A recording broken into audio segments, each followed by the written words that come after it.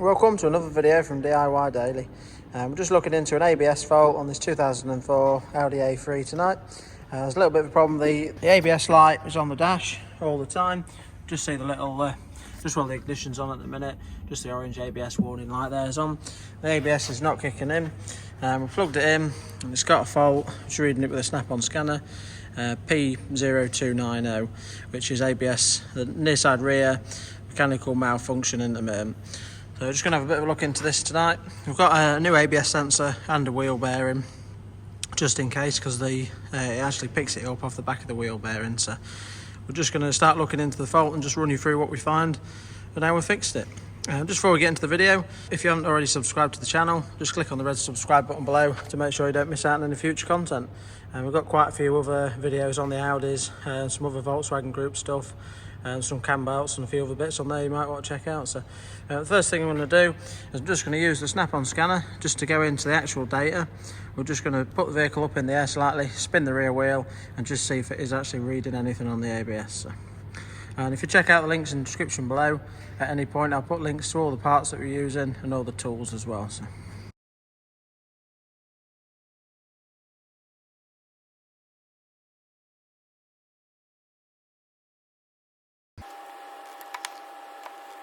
And just see on this actual data menu, you can see what the wheel speeds are reading. So what I'm going to do now is just send it up in the air slightly, spin that rear wheel and just see if it actually picks anything up for a start.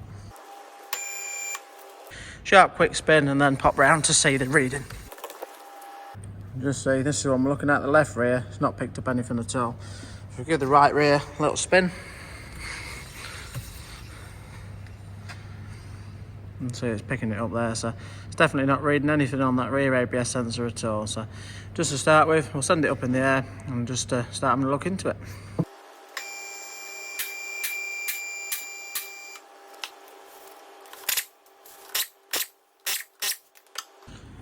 Right, so now I've got the wheel off, just show you roughly what we've got. Basically behind here, this is your connector for your ABS sensor. Now to get that off, you want to just put a little flat bladed screwdriver in there. Just gently pry that tab back and then that should, you'll hear a little click, you'll be able to pull that off there. And basically to get the sensor out, you can just see they get really rusty. You want to give them a good bit of a clean out, bit of spray with some penetrating oil, and you want an Allen key to get that out. But give it a good knock in so it doesn't round out, because it can get a little bit tight, and just try to be careful with it, make sure it doesn't snap if you need to get it off. But basically the ABS sensor pushes in through the hub and reads on the back of the wheel bearing. I'll just try to show you. We just sort of spin the disc and just see through this little gap there, you can just see basically that inner ring. I'll just try and show you on the new one. There's the new sensor, and then got bearing just in case, because this is a magnetic ring on the back, that presses on the back of the bearing, and that's what your sensor reads on. So you always want to check. Obviously you can strip, it's not too bad to get off, but you have to, if you want to strip it down to check it, you have to take your caliper, your carrier off, the disc off, and then take this cap off, and there's a big nut in there and the whole hub comes off as one. But if you just look through that gap there, you can just inspect the ring that the sensor picks up on. So if you give it a turn around and just see there's a few little marks just there where it's sort of cleaned it up on the inside. Doesn't look too bad, that though. Really, like a crack in the ring would normally cause a problem, so it just looks like a little scuff mark there, so doesn't look like it's done too much damage as such. But just give it a full turn round to inspect it. Oh, there's another little one there and that. It doesn't look too bad, that really. So to start with, I'm just going to get this connector off and then get the Allen bolt out, take the ABS sensor out, just have a look at it, put the new sensor in, and then just see if we've got a reading to start with. Hopefully it's just a sensor fault there. So obviously you want to just check your wiring loom as well, just make sure they're not too bad, these looms. You can have problems with them, but the sensors are really cheap. As long as your loom looks okay, it's probably worth just trying the sensor. So we'll just have a quick look at the loom, just make sure it's not chafed anywhere or anything like that. So we'll just go through into the body there and then plug in on the inside. So obviously you wouldn't expect to get any damage on the inside bit, but you never know. So someone's fitted that wrong in the past. I think that should be fitted on the other side of the flexi there. And for the connector there, it's a little bit fiddly, but if you just put your that in there, just gently pry that back, and holding it in that position should be able to work that off. So.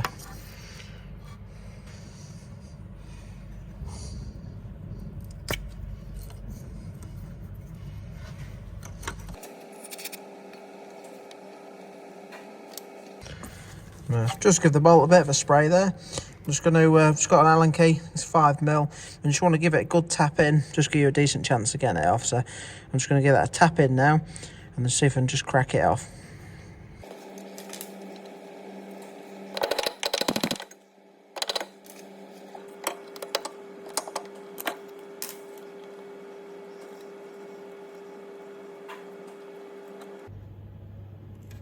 You might find your ABS sensors are a little bit tight in. Obviously I've got a new one tonight I'm definitely going to replace, because I put a link to them but they're only about a tenner. So I'm just going to just get a pair of pliers on there and just try and work it out.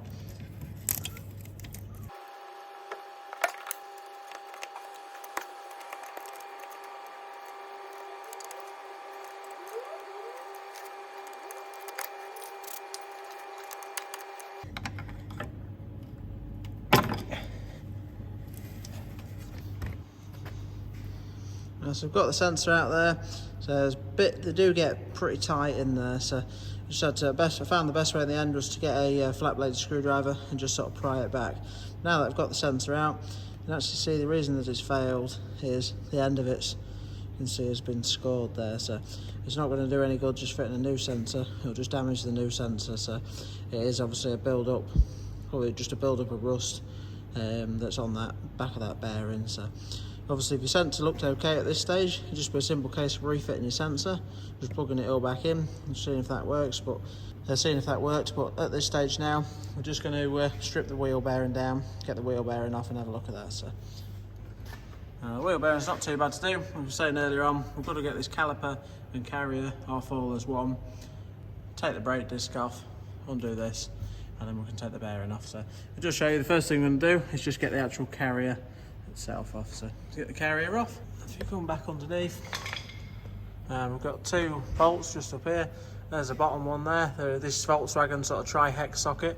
I'll just put the in the description below what size they are as well, and some links to where you can get some of them from. But there's the bottom one, and just up above there you've got the top one. So just need to get one of them in there and just crack both of them off now.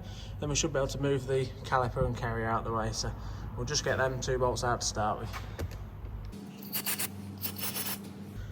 We've got a size 14 tri-hex socket there. So again, with these you really want to give them a good tapping with an hammer. Make sure you get a really good bite on them before you crack them off. So get in there, you can't really get in there with an impact driver, so I'll give these a knock in and then use a bar on them.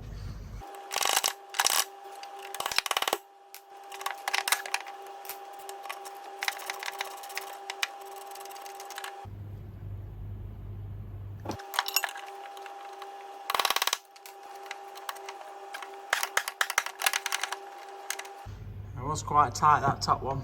I'll just try to show you. The best way I sort of find to do it, just with a bit of an extension and the bit on, you can kind of get a bit better access to knock it on with a hammer then, get it nice and tight. So I did just have to use the long reach ratchet or the breaker bar on that just to get just to crack it off, because it's pretty tight. So once you've cracked it off, you should be able to wind it the rest of the way out just with a normal ratchet.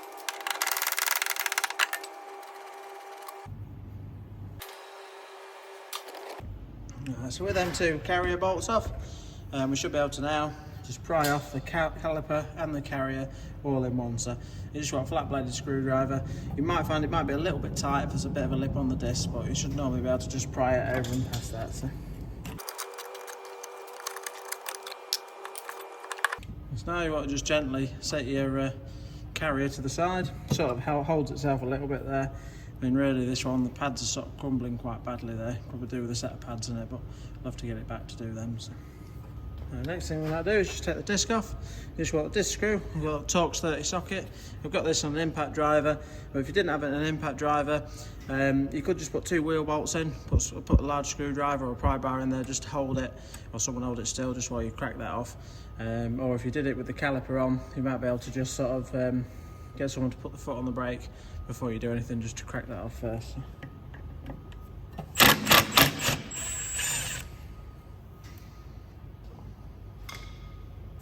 You probably find on your vehicle it might not have this outer ring round there. It's just a spigot ring that they've put on because it's got some different wheels on that sort. So to get the disc off, you might find this one will just pull off, but if they are a little bit tight, you just want to use a sort of a copper hammer or a bit bigger hammer, just give it a bit of a knock around the outside here. You don't really want to be hitting it on this face, and it will just break away any rust on there. You should be able to just pull it off. So. With the disc off now, we can see the full wheel bearing and hub. So just need to get this little cap off there, and you can use a flat bladed screwdriver and just knock it in it, or a little chisel, and just chisel it in one side, spin it round, chisel the other side. You should just be able to work that off. So just get that off now.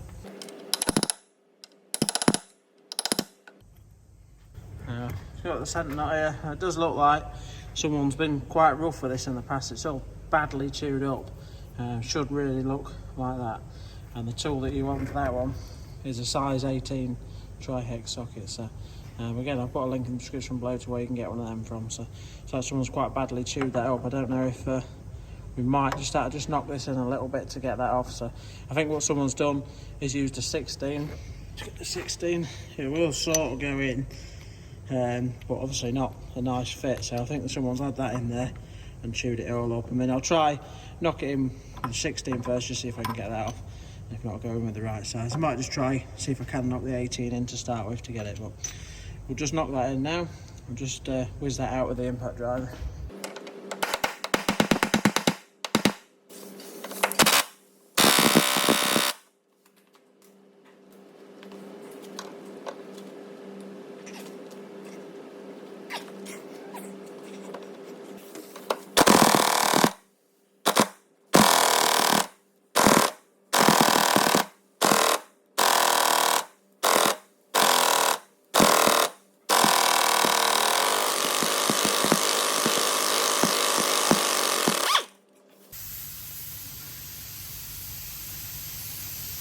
It's just how someone had that in the wrong hands, doing that up, had done that up mega tight.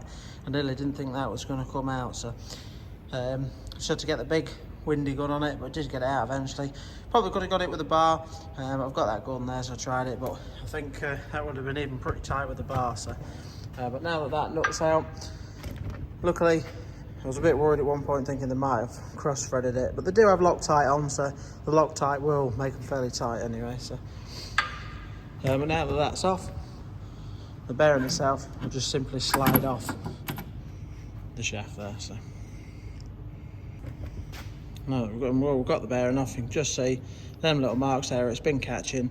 I should say what's happened is it's rusted behind it, started to push the ring off, and the ring's just started catching the ABS sensor. So obviously if we put the sensor in, it would have just started catching it straight away and knackered the new sensor. So obviously all we've got to do now is just get the new bearing out.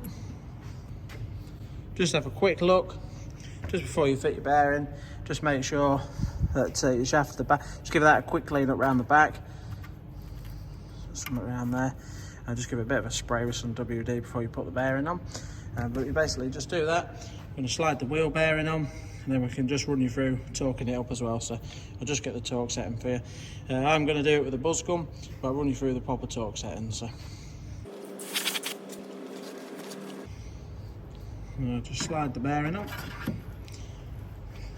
You should always use a new bolt when replacing it. Now there is a few different options on the torque settings, so I'll put a link to them or write them up in the description below.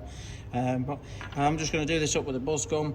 It does want to be fairly tight, good nip with a buzz gun. I don't know what someone's done before where they've given it a really good pull round with the bar, but a good nip with a buzz gun. Obviously I use one quite a lot, so I'm sort of fairly confident with how tight I'm doing it with it. So but we're just going to nip that up now. Obviously once we've done that, we can just start rebuilding everything on this side, just as we took it apart basically. And just before I nip this up, actually at this stage, it's always a nice little time, just with the bearing off. You can sometimes, if you want, just clean through a little bit of emery cloth and just clean through the hole there for the sensor as well. So what I'll probably do is put the bearing on, slide the sensor in and nip that out while all this is stripped down, so we can just have a quick look and check it next to the magnetic ring as well. So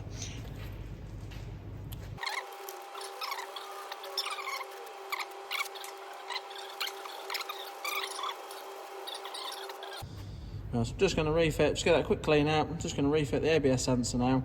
You bolt for your ABS sensor, it just wants a really light nip, they don't want to be too tight at all. So basically just going to rebuild everything now as we took it apart, then we'll run you through, just checking it with the diagnostic machine, make sure it's reading okay.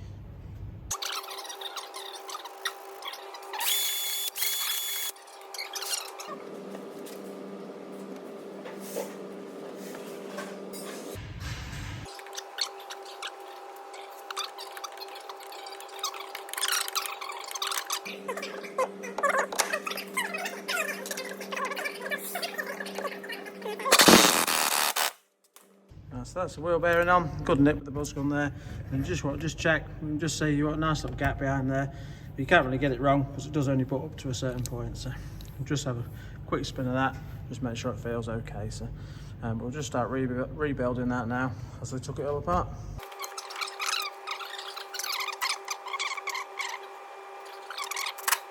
You want a really light nip on the disc screw, don't need to be too tight, it's just to sort of hold it on while you rebuild it all. The main wheel bolts actually clamp the disc to pull it down properly. So.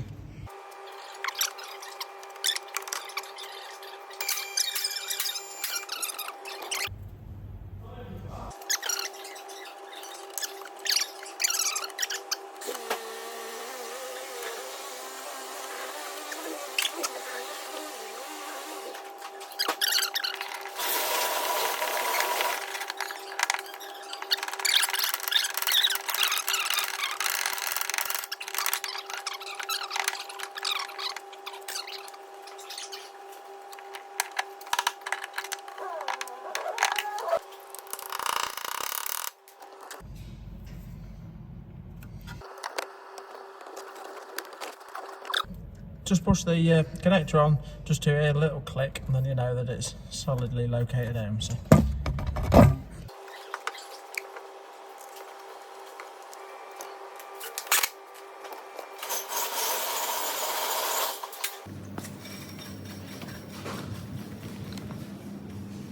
Just give that a quick spin now, and see on the scanner, near side rear is now reading. So all I'm going to do with that is just put one wheel bolt in there just to spin it.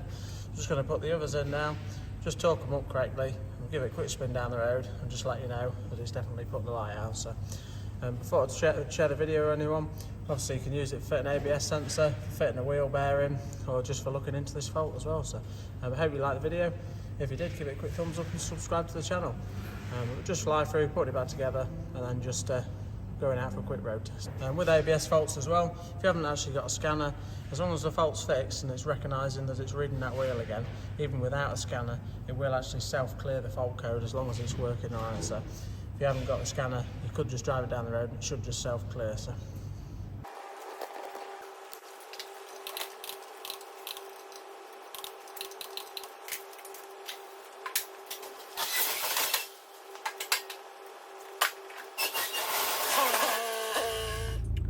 Let's just give it a couple of mile road test. After about 10 miles an hour, the light went out and it stayed out, so it's definitely fixed the fault. But yeah, I hope you liked the video. If you did, give it a quick thumbs up and subscribe to the channel. Thanks for watching, and we'll see you next time.